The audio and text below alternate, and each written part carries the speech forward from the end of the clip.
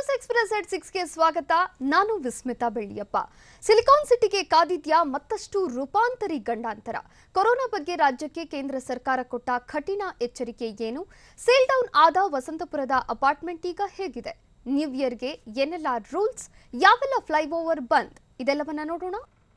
ಬ್ರಿಟನ್ನಿಂದ ಬಂದ ಎಷ್ಟು ಜನರಿಗೆ ಕೊರೋನಾ ದೃಢಪಟ್ಟಿದೆ? ಕರ್ಫ್ಯೂ ಬಗ್ಗೆ ಗೃಹ ಸಚಿವರು ಕೊಟ್ಟ ಸ್ಪಷ್ಟನೆ ಏನು? ಸೋಂಕಿತರು ಪತ್ತೆಯಾದ ಅಪಾರ್ಟ್ಮೆಂಟ್ ಈಗ ಹೇಗಿದೆ ನೋಡೋಣ ಬೆಂಗಳೂರು ನ್ಯೂಸ್ ಎಕ್ಸ್‌ಪ್ರೆಸ್‌ನಲ್ಲಿ.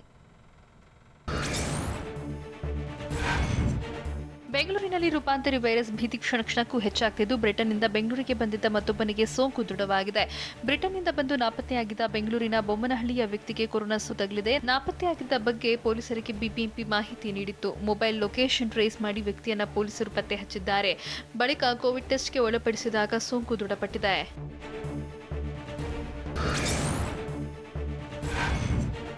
ಬ್ರಿಟನ್ನಿಂದ ಬಂದವರಲ್ಲಿ ಕೊರೋನಾ ಸೋಂಕಿತರ ಸಂಖ್ಯೆ ಹೆಚ್ಚಾಗ್ತಿದೆ. ಮಹದೇವಪುರ ಹಾಗೂ ಬೊಮ್ಮನಹಳ್ಳಿ ವಲಯದಲ್ಲಿ ತಲಾ 5 ಕೊರೋನಾ ಸೋಂಕಿತರಿದ್ದಾರೆ. ಇನ್ನು ಪೂರ್ವ ಹಾಗೂ ಪಶ್ಚಿಮ ವಲಯಗಳಲ್ಲಿ ಇಂಗ್ಲೆಂಡ್ನಿಂದ ಬಂದ ತಲಾ 1 ಸೋಂಕು ತಗುಲಿದೆ. ಉಳಿದಂತೆ ದಾಸರಹಳ್ಳಿ ಹಾಗೂ ದಕ್ಷಿಣ ವಲಯಗಳಲ್ಲಿ ತಲಾ 1 ಕೊರೋನಾ ಪೀಡಿತರಿದ್ದಾರೆ.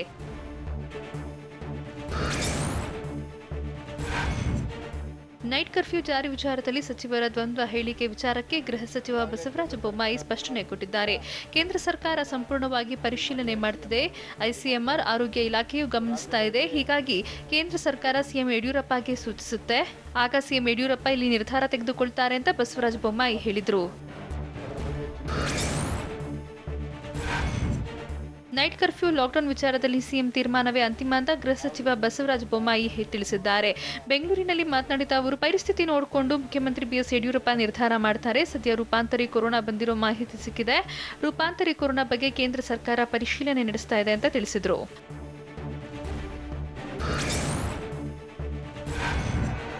ಕೊರೋನಾ ಭೀತಿ ಹಿನ್ನೆಲೆಯಲ್ಲಿ ಹೊಸ ವರ್ಷಕ್ಕೆ ಮಾರ್ಗಸೂಚಿ ಕೊಡಲಾಗಿದ್ದು, ಡಿಜಿ, ಪೊಲೀಸ್ ಆಯುಕ್ತರು ಈಗಾಗಲೇ ಹೇಳಿದ್ದಾರೆ ಅಂತ ಹೇಳಿದ್ರು. ನಾನು ಅವರ ಜೊತೆ ಚರ್ಚೆ ಮಾಡಿದ್ದೇನೆ. ಮಾರ್ಗಸೂಚಿ ಕಡ್ಡಾಯ ಪಾಲನೆಗೆ ಸೂಚನೆ ಕೊಟ್ಟಿದ್ದೇನೆ. ಚರ್ಚ್ ಸ್ಟ್ರೀಟ್, ಕೋರಮಂಗಲ, ಇಂದಿರಾನಗರದಲ್ಲಿ ಹೆಚ್ಚು ಸೇರ್ತಿದ್ರು. ಆದ್ರಿಂದ ಈ ಕ್ರಮ ತೆಗೆದುಕೊಂಡಿದ್ದೇವೆ. ಪಬ್ಗಳ ಮೇಲೆ ಗಮನಕ್ಕೆ ಡಿಸಿಪಿಗಳಿಗೆ ಜವಾಬ್ದಾರಿ ಕೊಡಲಾಗಿದೆ. ಎಲ್ಲೂ ಕೂಡ ಸಾರ್ವಜನಿಕವಾಗಿ ಪಾರ್ಟಿ ನಡೆಸುವಂತಿಲ್ಲ ಅಂತ ಹೇಳಿದ್ರು.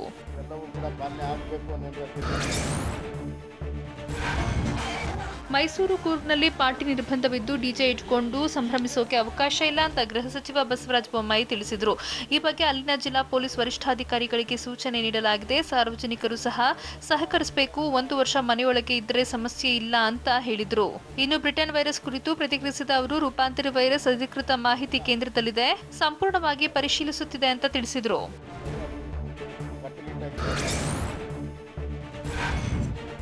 ಹೊಸ ಪ್ರಭೇದದ ಕೊರೋನಾ ಸೋಂಕು ಪತ್ತೆಯಾಗೋದ್ರಿಂದ ವಸಂತಪುರ ಅಪಾರ್ಟ್ಮೆಂಟ್ ನಿವಾಸಿಗಳನ್ನು ಶಿಫ್ಟ್ ಮಾಡಲಾಗುತ್ತೆ ಅಂತ ಹೇಳಲಾಗಿತ್ತು. ಆದರೆ ಅಪಾರ್ಟ್ಮೆಂಟ್ನ ಸಾಂಸ್ಥಿಕ ಕ್ವಾರಂಟೈನ್ ಎಂದು ಪರಿಗಣನೆ ಮಾಡಲಾಗಿದೆ. ಹೀಗಾಗಿ ವಸಂತಪುರ ಅಪಾರ್ಟ್ಮೆಂಟ್ ನಿವಾಸಿಗಳ ಶಿಫ್ಟ್ ಇಲ್ಲ. ಮುಂದಿನ 14 ದಿನ ಅಪಾರ್ಟ್ಮೆಂಟ್ನಲ್ಲಿ ಕ್ವಾರಂಟೈನ್ ಮಾಡೋಕೆ ಆರೋಗ್ಯ ಅಧಿಕಾರಿಗಳು ತೀರ್ಮಾನ ಮಾಡಿದ್ದಾರೆ.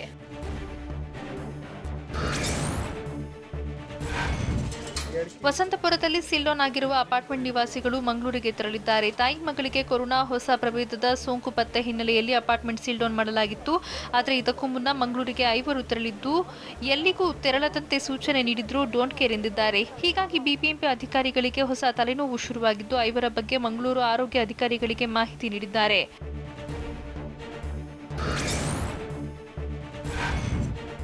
ಬೆಂಗಳೂರಿನಲ್ಲಿ ರೂಪಾಂತರಿ ಕೊರೋನಾ ವೈರಸ್ ಪತ್ತೆಯಾಗಿ ತೀವ್ರ ಆತಂಕ ಹುಟ್ಟಿಸಿದೆ. ಹೀಗಿದ್ರೂ ನಿಗದಿಯಂತೆ ಜನವರಿ 1ರಿಂದಲೇ ಶಾಲಾ ಕಾಲೇಜು ಪ್ರಾರಂಭವಾಗಲಿದೆ ಅಂತ ಶಿಕ್ಷಣ ಸಚಿವ ಸುರೇಶ್ ಕುಮಾರ್ ತಿಳಿಸಿದ್ದಾರೆ.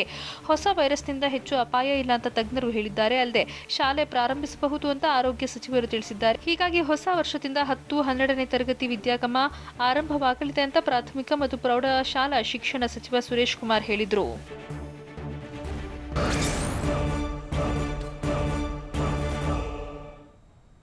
ಬ್ರಿಟನ್ನಿಂದ ಕೊಡಗಿಗೆ ಬಂದು ನಾಪತ್ತೆಯಾಗಿದ್ದವರು ಪತ್ತೆಯಾಗಿದ್ದು ಎಲ್ಲಿ? ಮೈಸೂರಿನ ಪ್ರವಾಸಿ ತಾಣದಲ್ಲಿ ಪ್ರವಾಸಿಗರ ದಂಡು ಹೇಗಿದೆ?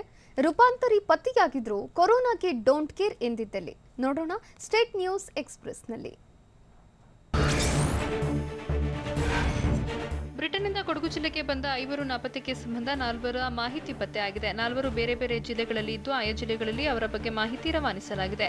ಜಿಲ್ಲೆಗೆ ಬಂದಿದ್ದ 20 ಜನರ ಪೈಕಿ 12 ಜನರಿಗೆ ಕೊರೋನಾ ನೆಗೆಟಿವ್ ಬಂದಿದ್ದು, ಜಿಲ್ಲಾಡಳಿತ 3 ಕೋವಿಡ್ ವರದಿ ನಿರೀಕ್ಷೆಯಲ್ಲಿದೆ. ಈ ಬಗ್ಗೆ ಕೊಡಗು ಜಿಲ್ಲಾಧಿಕಾರಿ ಅನೀಸ್ ಕಣ್ಮನಿಜಾ ಮಾಹಿತಿ ಕೊಟ್ಟಿದ್ದಾರೆ.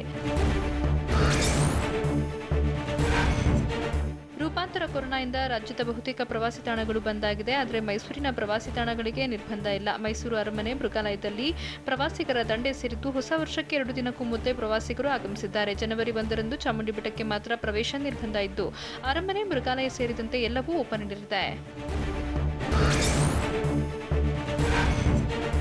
ಹೊಸ ವರ್ಷಾಚರಣೆಗೆ ಚಿಕ್ಕಬಳ್ಳಾಪುರ ಜಿಲ್ಲೆಯಲ್ಲಿ ಬ್ರೇಕ್ ಬಿದ್ದಿದೆ. ಜಿಲ್ಲೆಯಾದ್ಯಂತ ನಾಳೆ ಸಂಜೆ 6 ಗಂಟೆಯಿಂದ ಜನವರಿ 1ರ ಬೆಳಗ್ಗೆ 6 ಗಂಟೆವರೆಗೂ ನಿಷೇಧಾಜ್ಞೆ ಜಾರಿಯಲ್ಲಿದೆ. ಸೆಕ್ಷನ್ 144 ಜಾರಿ ಮಾಡಿ ಜಿಲ್ಲಾಧಿಕಾರಿ ಲತಾ ಆರ್ ಆದೇಶ ಮಾಡಿದ್ದಾರೆ. ಮೈಸೂರಿನಲ್ಲಿ ರೂಪಾಂತರಿ ಕೊರೋನಾ ವೈರಸ್ ಭೀತಿಗೆ ಜಿಲ್ಲಾಡಳಿತ ಹೈ ಅಲರ್ಟ್ ಆಗಿದೆ. ಲಂಡನ್ನಿಂದ ಬಂದವರ ಮೇಲೆ ನಿಗಾ ಇಟ್ಟಿದ್ದು, ಬ್ರಿಟನ್ನಿಂದ ಬಂದವರಿಗಾಗಿ ಮೈಸೂರಿನ ಪುರಭವನದಲ್ಲಿ ಕ್ಯಾಂಪ್ ಆಯೋಜಿಸಲಾಗಿದೆ. ಮೈಸೂರಿಗೆ ಇದುವರೆಗೂ ಲಂಡನ್ನಿಂದ 137 ಜನ ಆಗಮಿಸಿದ್ದು, ಇದರಲ್ಲಿ 29 ಜನ ಬೇರೆ ಜಿಲ್ಲೆಯವರಾಗಿದ್ದಾರೆ. ಉಳಿದ 108 ಜನ ಆರೋಗ್ಯ ಇಲಾಖೆ ಸಂಪರ್ಕದಲ್ಲಿದ್ದು, ಒಬ್ಬರ ವರದಿ ಬಾಕಿ ಇದೆ. ಬೆಂಗಳೂರು, ಶಿವಮೊಗ್ಗದಲ್ಲಿ ರೂಪಾಂತರಿ ವೈರಸ್ ಪತ್ತೆಯಾಗಿರುವುದರಿಂದ ಮಂಡ್ಯ ಜಿಲ್ಲಾಡಳಿತ ಫುಲ್ ಅಲರ್ಟ್ ಆಗಿದೆ. ಬ್ರಿಟನ್ನಿಂದ ಬಂದವರ ಮೇಲೆ ಆರೋಗ್ಯ ಇಲಾಖೆ ಹದ್ದಿನ ಕಣ್ಣಿಟ್ಟಿದ್ದು, ಕಾಂಟ್ಯಾಕ್ಟ್ ಟ್ರೇಸಿಂಗ್, ಕ್ವಾರಂಟೈನ್ ನಿಯಮ ಕಡೆ ಹೆಚ್ಚಿನ ಗಮನ ಇಡಲಾಗಿದೆ. ವಿದೇಶದಿಂದ ಯಾರೇ ಬಂದರೂ ತಕ್ಷಣವೇ ಆರ್ಟಿಪಿಸಿಆರ್ ಟೆಸ್ಟ್ ಮಾಡಲಿದ್ದು, ಈವರೆಗೂ ಬ್ರಿಟನ್ನಿಂದ ಮಂಡ್ಯಕ್ಕೆ 18 ಜನ ಆಗಮಿಸಿದ್ದಾರೆ. ಈ ಪೈಕಿ 17 ಜನರ ವರದಿ ನೆಗೆಟಿವ್ ಬಂದಿದ್ದು, ಓರ್ವ ನಾಪತ್ತೆಯಾಗಿದ್ದಾನೆ. ಇಂಗ್ಲೆಂಡ್ನಿಂದ ತುಮಕೂರು ಜಿಲ್ಲೆಗೆ ಈವರೆಗೂ 17 ಜನ ಬಂದಿದ್ದು, ಎಲ್ಲರ ಕೋವಿಡ್ ವರದಿ ನೆಗೆಟಿವ್ ಬಂದಿದೆ. ಇಂಗ್ಲೆಂಡ್ನಿಂದ ವಾಪಸ್ ಬಂದವರ ಪ್ರಾಥಮಿಕ ಸಂಪರ್ಕಕ್ಕೆ ಬಂದ ಓರ್ವನಿಗೆ ಪಾಸಿಟಿವ್ ಬಂದಿದ್ದು, ನಿಮ್ಹಾನ್ಸ್ಗೆ ಸ್ಯಾಂಪಲ್ ಕಳಿಸಲಾಗಿದೆ. ವರದಿ ಬಂದ ಬಳಿಕ 2ನೇ ಹಂತದ ಕೊರೋನಾ ತಗುಲಿದೆ ಅನ್ನೋದು ಗೊತ್ತಾಗಲಿದೆ. ನವೆಂಬರ್ 25ರಿಂದ ದಾವಣಗೆರೆ ನಗರಕ್ಕೆ 10 ಜನ ವಿದೇಶದಿಂದ ಆಗಮಿಸಿದ್ದು, ಎಲ್ಲರ ವರದಿ ನೆಗೆಟಿವ್ ಬಂದಿದೆ. ಮುಂಜಾಗ್ರತಾ ಕ್ರಮವಾಗಿ ಎಲ್ಲರಿಗೂ ಪ್ರತ್ಯೇಕವಾಗಿ ಇರೋಕೆ ಸೂಚನೆ ನೀಡಲಾಗಿದೆ. ಮೇಲಾಗಿ ವಿದೇಶದಿಂದ ಬಂದ 10 ಜನರಲ್ಲಿ 9 ಜನ ದಾವಣಗೆರೆ ನಗರದಲ್ಲೇ ಇದ್ದಾರೆ. ಇವರ ಬಗ್ಗೆ ನಿರಂತರವಾಗಿ ಮಾಹಿತಿ ಸಂಗ್ರಹಿಸೋಕೆ ವೈದ್ಯರ ತಂಡ ರಚನೆ ಮಾಡಲಾಗಿದೆ ಅಂತ ದಾವಣಗೆರೆ ಜಿಲ್ಲಾಧಿಕಾರಿ ಮಹಾಂತೇಶ ಬೀಳಗಿ ಮಾಹಿತಿ ನೀಡಿದ್ದಾರೆ.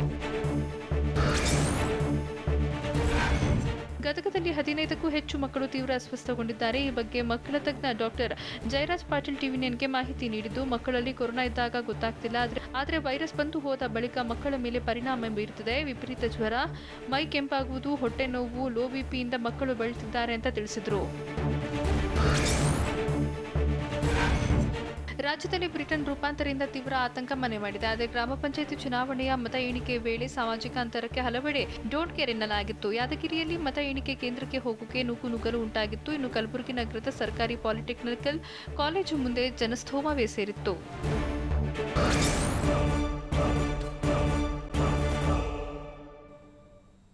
ಬೆಂಗಳೂರಿನಲ್ಲಿ ಮತ್ತಷ್ಟು ಬ್ರಿಟನ್ ಬಾಂಬ್ ಸ್ಫೋಟಗೊಳ್ಳುತ್ತಾ?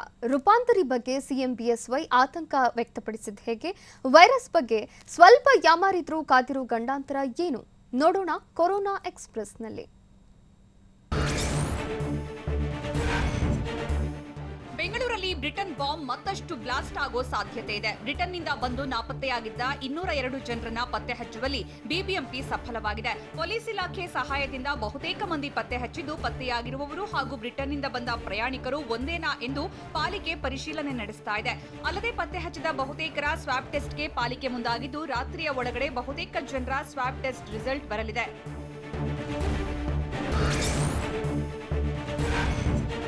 ರಾಜ್ಯ ರಾಜಧಾನಿಯಲ್ಲಿ ರೂಪಾಂತರಿ ಕೊರೋನಾ ವೈರಸ್ನ ಭೀತಿ ಹೆಚ್ಚಾಗ್ತಾ ಇದೆ. ಡಿಸೆಂಬರ್ 19ರಂದು ಬ್ರಿಟನ್ನಿಂದ ಬೆಂಗಳೂರಿಗೆ ಬಂದಿದ್ದ ಪ್ರಯಾಣಿಕರ ಪೈಕಿ 7 ಜನರಿಗೆ ಕೊರೋನಾ ಸೋಂಕು ಪತ್ತೆಯಾಗಿತ್ತು. ಇವರಲ್ಲಿ ರೂಪಾಂತರಿ ವೈರಸ್ ಇದೆಯಾ ಅನ್ನೋದರ ಬಗ್ಗೆ ಪರೀಕ್ಷೆ ನಡೆಸಿದ್ದು, ಈಗಾಗಲೇ ಕೇಂದ್ರಕ್ಕೆ 7 ಜನರ ಪರೀಕ್ಷಾ ವರದಿ ರವಾನೆ ಮಾಡಲಾಗಿದೆ. 7 ಜನರಲ್ಲಿ ಕೆಲವರಿಗೆ ಬ್ರಿಟನ್ ವೈರಸ್ನ ಲಕ್ಷಣಗಳು ಇರುವ ಬಗ್ಗೆ ಮಾಹಿತಿ ಇದ್ದು, ಒಂದೊಮ್ಮೆ ಬ್ರಿಟನ್ ವೈರಸ್ ಖಚಿತವಾದಲ್ಲಿ ಬೆಂಗಳೂರಿಗೆ ಮತ್ತಷ್ಟು ಗಂಡಾಂತರ ಕಾದಿದೆ.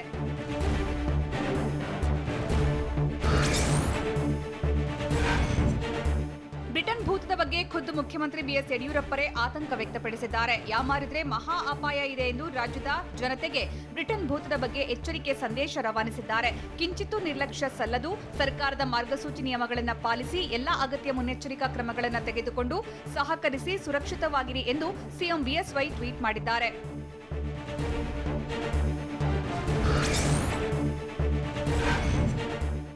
ಕ್ಷಣಕ್ಕೂ ಬ್ರಿಟನ್ ವೈರಸ್ ಕೇಸ್ಗಳು ಬೆಂಗಳೂರಲ್ಲಿ ಹೆಚ್ಚುತ್ತಾ ಇವೆ.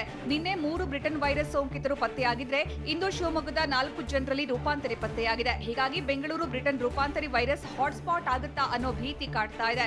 ಬೆಂಗಳೂರಲ್ಲಿ ಪತ್ತೆಯಾಗಿರೋ 3 ಜನ ಸೂಪರ್ ಸ್ಪ್ರೆಡರ್ಗಳಾಗಿದ್ದಾರಾ ಅನ್ನೋ ಪ್ರಶ್ನೆ ಉದ್ಭವಿಸಿದ್ದು, ಸೋಂಕಿತರು ಸೂಪರ್ ಸ್ಪ್ರೆಡರ್ಗಳಾಗಿದ್ರೆ ಬೆಂಗಳೂರಿಗೆ ನಿಜಕ್ಕೂ ಕಾದಿದೆ ಕಂಟಕ.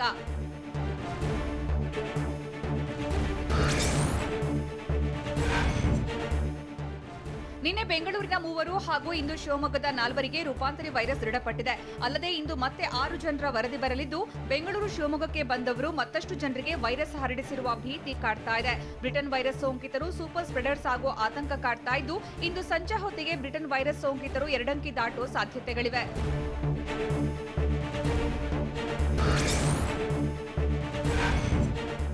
ಬ್ರಿಟನ್ನಿಂದ ಬೆಂಗಳೂರಿನ ಮೂಲಕ ಸೋಂಕಿತರು ಡಿಸೆಂಬರ್ 22ರಂದು ಶಿವಮೊಗ್ಗಕ್ಕೆ ಬಂದಿದ್ದು, ಡಿಸೆಂಬರ್ 23ಕ್ಕೆ ಅವರಿಗೆ ಕೊರೋನಾ ಟೆಸ್ಟ್ ಮಾಡಲಾಗಿತ್ತು. ಡಿಸೆಂಬರ್ 23ರಂದು ಇವರ ವರದಿ ಬಂದಿದ್ದು, ಸೋಂಕಿರೋದು ಪತ್ತೆಯಾಗಿದೆ. 4 ಸ್ಯಾಂಪಲ್ಸ್ ಬೆಂಗಳೂರಿನ ನಿಮಾನ್ಸ್ಗೆ ರವಾನೆ ಮಾಡಲಾಗಿದ್ದು, ಇಂದು ಬ್ರಿಟನ್ ರೂಪಾಂತರಿ ಕೊರೋನಾ ಇರೋದು ದೃಢಪಟ್ಟಿದೆ ಎಂದು TV9ಗೆ ಶಿವಮೊಗ್ಗ ಡಿಸಿ ಕೆಬಿ ಶಿವಕುಮಾರ್ ಹೇಳಿದರು.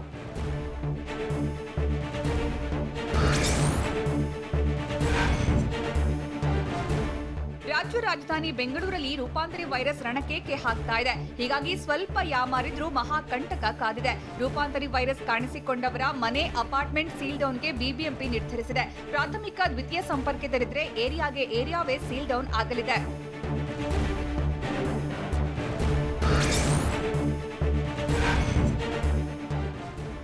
ಬ್ರಿಟನ್ ರೂಪಾಂತರಿ ಸೋಂಕಿತರ ಸಂಪರ್ಕಿತರಿಗೆ ಕೊರೋನಾ ಒಕ್ಕರಿಸಿದ್ರೆ ಇಡೀ ಏರಿಯಾವನ್ನೇ ಸೀಲ್ ಡೌನ್ ಮಾಡಲಿದ್ದಾರೆ. ಹೀಗಾಗಿ ಸೀಲ್ ಡೌನ್ ಏರಿಯಾಗೆ ಬಿಬಿಎಂಪಿಯೇ ಅಗತ್ಯ ವಸ್ತುಗಳ ಸರಬರಾಜು ಮಾಡಲಿದೆ. ಮನೆ, ಅಪಾರ್ಟ್ಮೆಂಟ್ಗೂ ಪಾಲಿಕೆಯೇ ಅಗತ್ಯ ವಸ್ತುಗಳ ಸಪ್ಲೈ ಮಾಡಲಿದೆ. ಯಾವುದೇ ವಸ್ತು ಖರೀದಿಗೆ ಯಾರೂ ಮನೆಯಿಂದ ಹೊರಬರುವಂತಿಲ್ಲ. ಈ ಹಿಂದೆ ಪಾದರಾಯನಪುರದಲ್ಲಿ ಆದ ಗೊಂದಲ ನಿವಾರಿಸೋದಕ್ಕೆ ಸೂಚನೆ ನೀಡಿದ್ದು, ಸೋಂಕಿತರ ಕುಟುಂಬಸ್ಥರಿಗೆ ತೊಂದರೆ ಆಗದಂತೆ ಎಚ್ಚರಿಕೆ ಕೈಗೊಳ್ಳಲಾಗಿದೆ.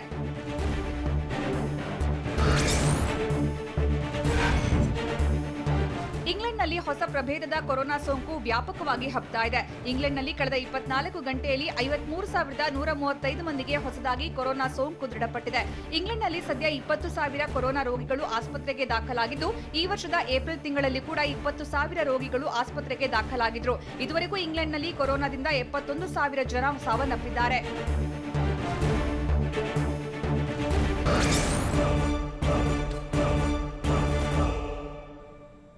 ಭಾರತದಲ್ಲೂ ಕೋವಿಶೀಲ್ಡ್ ಲಸಿಕೆಗೆ ಸಿಗುತ್ತಾ ಗ್ರೀನ್ ಸಿಗ್ನಲ್. ಜಪಾನ್ಗೆ ಎಲ್ಲಿವರೆಗೆ ಭಾರತೀಯರು ತೆರಳಬಹುದು? ಕೊರೋನಾ ಲಸಿಕೆ ಪಡೆದ ಕಮಲಾ ಹ್ಯಾರಿಸ್ ಹೇಳಿದ್ದೇನು? ನೋಡೋಣ ನ್ಯಾಷನಲ್ ಎಕ್ಸ್‌ಪ್ರೆಸ್‌ನಲ್ಲಿ. ಕೋವಿಶೀಲ್ಡ್ ಲಸಿಕೆ ತುರ್ತು ಬಳಕೆಗೆ ಬ್ರಿಟನ್ ಅನುಮತಿ ನೀಡಿದೆ. ಆಕ್ಸ್ಫರ್ಡ್ ವಿವಿ ಅಸ್ಟ್ರಾಜೆನಿಕಾ ಕಂಪನಿಯ ಲಸಿಕೆಯನ್ನು ಸೆರಮ್ ಇನ್ಸ್ಟಿಟ್ಯೂಟ್ ಆಫ್ ಇಂಡಿಯಾ ಉತ್ಪಾದನೆ ಮಾಡುತ್ತಿದೆ. ಇಂಗ್ಲೆಂಡ್ನ ಎಂಎಚ್ಆರ್ಎಯಿಂದ ತುರ್ತು ಬಳಕೆಗೆ ಒಪ್ಪಿಗೆ ನೀಡಿದ್ದು, 10 ಕೋಟಿ ಲಸಿಕೆಗೆ ಇಂಗ್ಲೆಂಡ್ ಆರ್ಡರ್ ಮಾಡಿದೆ. ಲಸಿಕೆ ಪುಣೆಯಲ್ಲಿ ಉತ್ಪಾದನೆ ಆಗ್ತಿರುವ ಹಿನ್ನೆಲೆ ಭಾರತಕ್ಕೆ 50% ಲಸಿಕೆ ಮೊದಲು ಪೂರೈಕೆ ಮಾಡಲಿದೆ.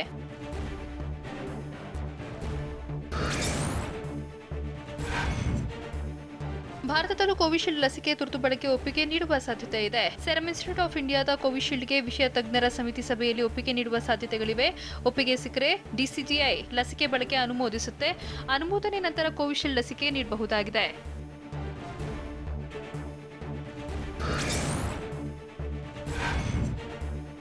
ಇಂಗ್ಲೆಂಡ್ನಲ್ಲಿ ಆಕ್ಸ್ಫರ್ಡ್ ವಿವಿ ಲಸಿಕೆಗೆ ಒಪ್ಪಿಗೆ ಸಿಕ್ಕ ಹಿನ್ನೆಲೆಯಲ್ಲಿ ಭಾರತದ ಸಿಡಿಎಸ್ಸಿಒ ವಿಷಯ ತಜ್ಞರ ಸಮಿತಿಯ ಸಭೆ ನಡೆಯಿತು. Serum institute of India company ಲಸಿಕೆ ತುರ್ತು ಬಳಕೆಗೆ ಅನುಮತಿ ಕೋರಿದ ಅರ್ಜಿ ಪರಿಶೀಲನೆ ನಡೆಸುತ್ತಿದೆ. ಆಕ್ಸ್ಫರ್ಡ್ ವಿವಿ ಅಸ್ಟ್ರಾಜೆನಿಕಾ ಕಂಪನಿ ಜೊತೆ ಲಸಿಕೆ ಉತ್ಪಾದನೆಗೆ serum institute of India company ಒಪ್ಪಂದ ಮಾಡಿಕೊಂಡಿದೆ. ಲಸಿಕೆ ಬಳಕೆಗೆ ಡಿಸಿಜಿಐ ಒಪ್ಪಿಗೆ ಸಿಕ್ಕರೆ ಭಾರತದಲ್ಲಿ ಜನವರಿ ತಿಂಗಳಲ್ಲಿ ಜನರಿಗೆ ಲಸಿಕೆ ನೀಡಿಕೆ ಶುರುವಾಗಲಿದೆ.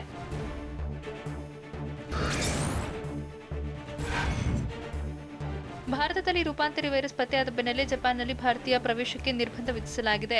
ವೀಸಾ ಹೊಂದಿರುವವರು ಜನವರಿ 3ರವರೆಗೆ ಜಪಾನ್ಗೆ ತೆರಳಕ್ಕೆ ಅವಕಾಶ ನೀಡಿದ್ದು, ಜನವರಿ 4ರಿಂದ ವೀಸಾ ಹೊಂದಿದ್ದರೂ ಜಪಾನ್ಗೆ ತೆರಳುವಂತಿಲ್ಲ. ಅಲ್ಲದೆ ಬ್ರಿಟನ್ನಲ್ಲಿ ಕಾಣಿಸಿಕೊಂಡು ವಿಶ್ವದಾದ್ಯಂತ ಭೀತಿ ಸೃಷ್ಟಿಸಿರುವ ರೂಪಾಂತರಿ ಕೊರೋನಾ ವೈರಸ್ ಜಪಾನ್ನಲ್ಲೂ ಕಾಣಿಸಿಕೊಂಡಿದೆ. ಹೀಗಾಗಿ ಗಡಿಯಲ್ಲಿ ತೀವ್ರ ಕಟ್ಟೆಚ್ಚರ ವಹಿಸಲಾಗಿದ್ದು, ವಿಮಾನ ನಿಲ್ದಾಣದಲ್ಲಿ ಹೈ ಅಲರ್ಟ್ ಆಗಿದ್ದಾರೆ.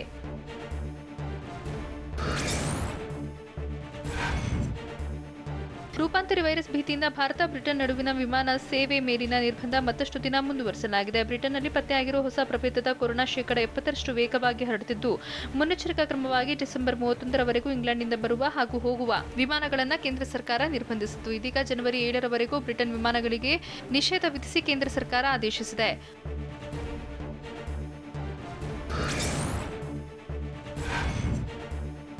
ಅಮೆರಿಕದ ಉಪಾಧ್ಯಕ್ಷರಾಗಿ ಆಯ್ಕೆಯಾಗಿರೋ ಭಾರತ ಮೂಲದ ಅಮೆರಿಕ ನಿವಾಸಿ ಕಮಲಾ ಹ್ಯಾರಿಸ್ ವಾಷಿಂಗ್ಟನ್ ಡಿಸಿಯಲ್ಲಿ ಕೊರೋನಾ ಲಸಿಕೆ ಪಡ್ಕೊಂಡ್ರು. ಅಲ್ಲೇ ಲಸಿಕೆ ಹಾಕಿಸಿಕೊಂಡಿದ್ದನ್ನ ನೇರ ಪ್ರಸಾರ ಮಾಡುವ ಮೂಲಕ ಆಫ್ರಿಕನ್ ಅಮೆರಿಕನ್ ಜನರಲ್ಲಿ ಲಸಿಕೆ ಅಭಿಯಾನದ ಬಗ್ಗೆ ಜಾಗೃತಿ ಮೂಡಿಸಿದ್ರು. ಮಾಡರ್ನಾ ಲಸಿಕೆ ಪಡೆದ ಬಳಿಕ ಮಾತನಾಡಿದ ಅವರು, ನಿಮಗೆ ತಿಳಿದಿರುವ ಜನರಿಂದಲೇ ನೀವು ಲಸಿಕೆ ಸ್ವೀಕರಿಸ್ತೀರಿ. ಈ ಮೂಲಕ ಜನರಲ್ಲಿ ವಿಶ್ವಾಸಾರ್ಹ ಮೂಲಗಳನ್ನ ಹೊಂದಿದ್ದಾರೆಂದು ನೆನಪಿಸೋಕೆ ನಾನು ಬಯಸ್ತೀನಿ ಅಂತ ಹೇಳಿದ್ರು.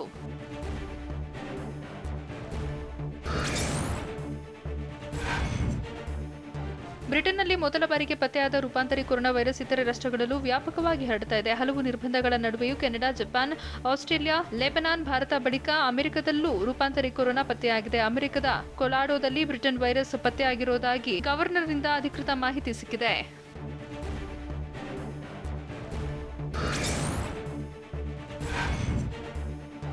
ಜರ್ಮನಿಯಲ್ಲಿ ಕೊರೋನಾ ಸೋಂಕಿನ ಅಟ್ಟಹಾಸ ಹೆಚ್ಚಾಗ್ತಿದೆ. ಕೊರೋನಾ ಕಾಣಿಸಿಕೊಂಡ ಬಳಿಕ ಇದೇ ಮೊದಲ ಬಾರಿಗೆ ಒಂದು ದಿನದ ಅವಧಿಯಲ್ಲಿ ಅತಿ ಹೆಚ್ಚು ಸಾವು ದಾಖಲಾಗಿದೆ. ಕಳೆದ 24 ಗಂಟೆಯಲ್ಲಿ ಜರ್ಮನಿಯಲ್ಲಿ 1000ಕ್ಕೂ ಹೆಚ್ಚು ಜನರನ್ನ ಕೊರೋನಾ ಬಲಿ ಪಡೆದಿದೆ. ಸದ್ಯ ಜರ್ಮನಿ ಕೊರೋನಾ ಸೋಂಕಿತರ ಸಂಖ್ಯೆಯಲ್ಲಿ ವಿಶ್ವದಲ್ಲೇ 10ನೇ ಸ್ಥಾನದಲ್ಲಿದ್ದು, ಸೋಂಕಿತರ ಸಂಖ್ಯೆ 16,86,000 ದಾಟಿದೆ. 32,000ಕ್ಕೂ ಹೆಚ್ಚು ಜನ ಸೋಂಕಿನಿಂದ ಪ್ರಾಣ ಕಳ್ಕೊಂಡಿದ್ದಾರೆ.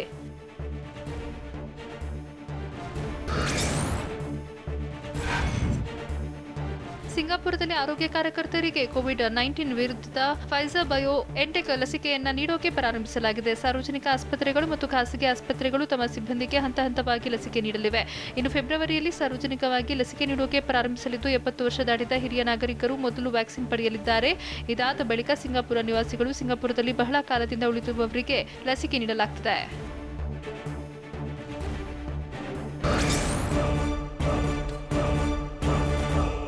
ಸೊಸೆ ವಿರುದ್ಧ ಅತ್ತೆ ಗೆಲುವು ಸಾಧಿಸಿದ್ದು ಎಲ್ಲಿ? ಅಭ್ಯರ್ಥಿಗಳ ಬೆಂಬಲಿಗರ ಗಲಾಟೆ ನಡೆದಿದ್ದು ಹೇಗೆ? ಮತ ಎಣಿಕೆಗೆ ಬಂದಿದ್ದವರು ಆರತಕ್ಷತೆಗೆ ನುಗ್ಗಿ ಮಾಡಿದ್ದೇನು? ಇಂಥ ಸ್ಟೋರಿ ನೋಡೋಣ ಲೋಕಲ್ ವಾರ್ ನ್ಯೂಸ್ ಎಕ್ಸ್‌ಪ್ರೆಸ್‌ನಲ್ಲಿ. ರಾಜ್ಯದಲ್ಲಿ ಗ್ರಾಮ ಪಂಚಾಯಿತಿ ಚುನಾವಣಾ ಫಲಿತಾಂಶ ಪ್ರಕಟವಾಗಿದ್ದು, ಬೀದರ್ನಲ್ಲಿ ಸೊಸೆ ವಿರುದ್ಧ ಅತ್ತೆ ಭರ್ಜರಿ ಗೆಲುವು ದಾಖಲಿಸಿದ್ದಾರೆ. ಭಾಲ್ಕಿ ತಾಲೂಕಿನ ಮಳಚಾಪು ಗ್ರಾಮ ಪಂಚಾಯಿತಿಯ ಖಾನಾಪುರದ 1ನೇ ವಾರ್ಡ್ನಲ್ಲಿ ಅತ್ತೆ ಸೊಸೆ ಕಣಕ್ಕಿಳಿದಿದ್ರು. ಅಂತಿಮವಾಗಿ 317 ಮತಗಳಿಂದ ವಿಜಯಲಕ್ಷ್ಮಿ ವಿರುದ್ಧ ಅತ್ತೆ ಲಕ್ಷ್ಮೀಬಾಯಿ ಜಯ ಸಾಧಿಸಿದ್ದಾರೆ.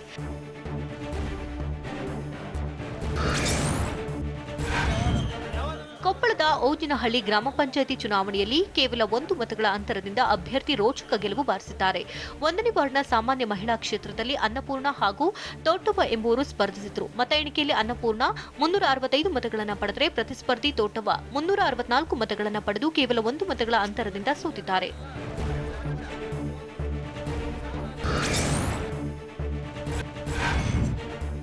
ಬೆಂಗಳೂರು ಗ್ರಾಮಾಂತರ ಜಿಲ್ಲೆಯ ನೆಲಮಂಗಲ ತಾಲೂಕಿನ ಅರೆಬೊಮ್ಮನಹಳ್ಳಿ ಗ್ರಾಮ ಪಂಚಾಯಿತಿ ಚುನಾವಣೆ ಫಲಿತಾಂಶ ಪ್ರಕಟವಾಗಿದ್ದು, ಅಭ್ಯರ್ಥಿ ಹಬೀದ್ ಉಲ್ಲಾ 1 ಮತಗಳನ್ನು ಪಡೆದಿಲ್ಲ. ತನ್ನ ಮತವನ್ನು ತನಗೆ ಹಬೀದ್ ಉಲ್ಲಾ ಹಾಕಿಕೊಂಡಿಲ್ಲ.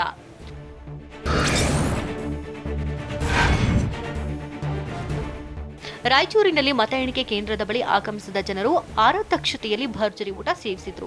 ಹೀಗಾಗಿ ಆರತಕ್ಷತೆ ಆಯೋಜಿಸಿದವರು ತಪಾಸಣೆ ನಡೆಸಿ ಊಟಕ್ಕೆ ಕಳಿಸಿದ್ರು. ಎಸ್ಆರ್ಪಿಎಸ್ ಕಾಲೇಜಿನಲ್ಲಿ ಮತ ಎಣಿಕೆ ನಡೆದಿದ್ದು, ಕಾಲೇಜು ಬಳಿ ಇದ್ದ ಕಲ್ಯಾಣ ಮಂಟಪದಲ್ಲಿ ಆರತಕ್ಷತೆ ನಡೆದಿತ್ತು. ಹೀಗಾಗಿ ಎಣಿಕೆ ವೀಕ್ಷಿಸಲು ಬಂದವರು ರಿಸೆಪ್ಷನ್ ಊಟಕ್ಕೆ ಹಾಜರಾಗಿದ್ರು.